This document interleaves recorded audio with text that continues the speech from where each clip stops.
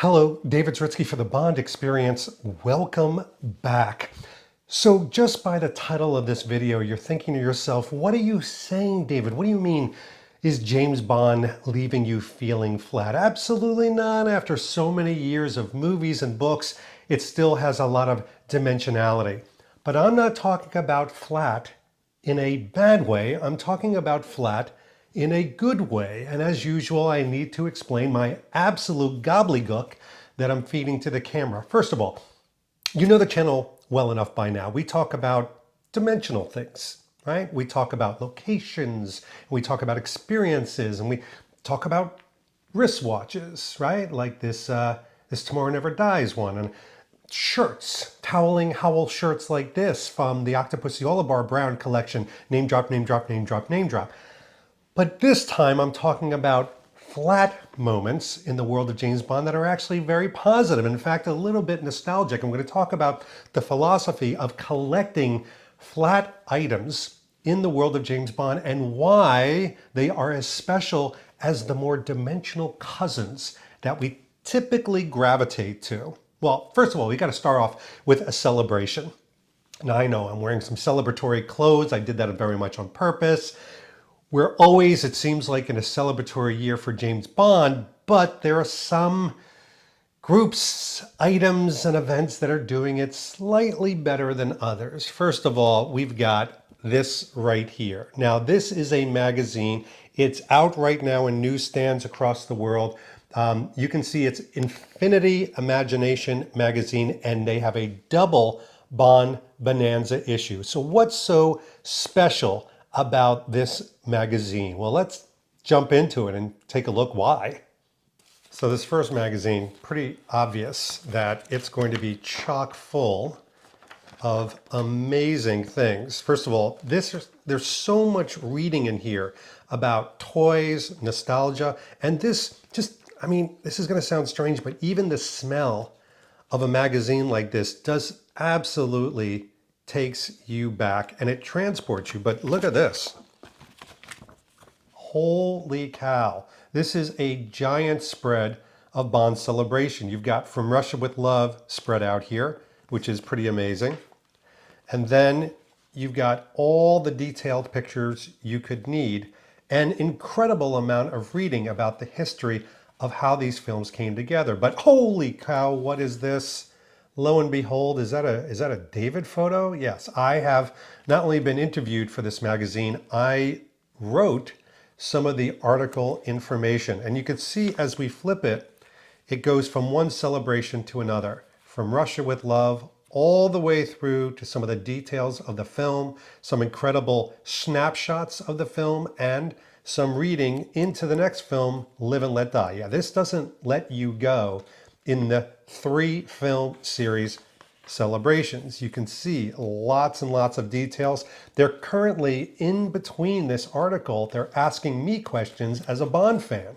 So it's not just the history of James Bond, it's really so much more. And then connects finally to Live and Let Die, where then it breaks off. Look at this. Look at the imagery. This is why we love magazines. This is the nostalgic moment of actually coming to terms with all of these fun pieces of your childhood and beyond. And you can see there's a lot to take in with this magazine. Now, not to be undone by that issue, there is a second issue, I know, that came out, and this has everything. Nostalgia, this has Battle of the Bond, Spy versus Spy. But let's take a look. And again, we're talking about things that are flat, but are still incredibly special. Take a look at this one. And we get to this. Now, the great part of the second magazine is once you're done reading From Russia with Love to Live and Let Die, you're missing some movies. You're missing, for example, Octopussy up here and Never Say Never Again. Yeah, never say. So now we've got the celebration of Octopussy. They're still asking fans like myself questions, and they still have parts and pieces that I've contributed to, but look at the imagery. Again, putting all these moments around the film into something flat And there's a certain amount of portability with this. These are magazines you can take on trips, on a train, into a briefcase, as part of vacation. And look at this again. We've got moments of never say never. Even in his, look at that. Sean Connery, all decked out. And even more detail. So this starts to blend all of the celebration we have for Bond lovers only. Nobody does it better. And you can kind of get a gander of what these look like and some of the details that we bring to bear with something incredibly flat. We've got the Octopussy. We've got some background that they focused on. Yep. Still on the, I was going to say two-dimensional, but this actually does have three-dimensional, but it's still relatively flat. So this is something that was surreptitiously handed to me by my good friend Luke. Luke, trust your feelings. I am... Stop it. Stop it. Why do you have to always go there? Star Wars. By Luke, who's the president of the French James Bond fan club. And he and I were celebrating the moment on the Belfast for the 007 GB fan club, the British James Bond fan club. Say that 10 times quick. Not going to happen. And he handed me something that he's associated with, which is the Bond in Motion magazine. Now this is, again, it's a magazine, but oh my gosh, is this thing very, very special. You've got to check out how they paid homage to the different vehicles of James Bond, but captured also the event of Bond in Motion in Brussels. Let's take a look. First of all, beautiful, beautiful book. Absolutely high value, but take a look at some of this. First of all, we've got a nice introduction to what Bond is. But look at this imagery, super crisp and clear, and it goes over every one of the details of the vehicles in sharp view, but with an explanation. This is all about storytelling. I mean, it really is. If you think about it, the vehicles have always had a lure, a sexiness, if you will, with James Bond. But now you've got this book that goes over the storyline, the history, and it maps it all together. So it's not just focusing on an item or, in this particular case, the Jaguar XNR. It's saying what was the significance in the movie and how do we draw you back in a very nostalgic way. Now, I could flip through all of this, but look how many volumes this thing has. It draws you back into the movie and it makes us understand why Bond in Motion, but also Bond in Motion as a part of the Bond franchise is so vital. Now, I know what you're saying. You're like, David, is this a video just on magazines? I mean, they're great and they're very celebratory and they go back to the flatness of being. But no, it's not just magazines, because I just received a very flat envelope from my friend Enrique. And Enrique is well, he's many things. You know, he's a stage personality. He's a good friend. He's a Bond fan. He happens to also be a prop artist. And one of his specialties is flat items. So he sent me a pile of flat items that you see in the Bond films that you can call props. First of all, this picture that you see very well in Quantum of Solace, it shows Vesper and her boyfriend. Of course, this from Russia with Love. Now, you've seen pictures like this before, but he then took it through I'll call it a process. Is it proprietary, use your words, David, sound it out. Is it of his own volition? I don't know. But he does an incredible job here. He does it in a painstaking way. And look at this. Look at this. Dun, dun, dun, Callum Bouquet, for your eyes only. And look at the detail. You can't appreciate these things unless you get up close. A little something from Living Daylights, right? I mean, unbelievable. And then back to For Your Eyes Only. This is the picture. And he even has little instructions. So he says, hey, David, put this in a frame, break the frame, and put it in your decor. Put it in your display. And that's just like when the parents get shot up on the boat. It'll look just like that. So he's just as big a geek as you and I. And of course, I think somebody's trying to kill you. Oh my gosh, it's back to Quantum of Solace. And again, crisp, clear. You could hardly appreciate just how good that looks. But again, the celebration of flat things that are incredibly special. Okay, ladies and gentlemen, the pièce de la résistance. Oh, I didn't think I would do that so well. Something that I received, passed to me, if you will, in London was a very plain envelope that said, "For your eyes only." But it's not for my eyes only, it's for other people's. There is something in here that I want to show off, opening for the first time. I may have taken a peek at it. Oh, look at this. It's the 007 GB James Bond Fan Club first inaugural magazine that was given out on the Belfast, but many of you have received it by mail, keeping the British end up. Look at that picture. Oh my gosh, Pierce Brosnan, James Bond, and celebrating 70 years. This thing, although flat, is chock full of articles. And well, let's take a gander.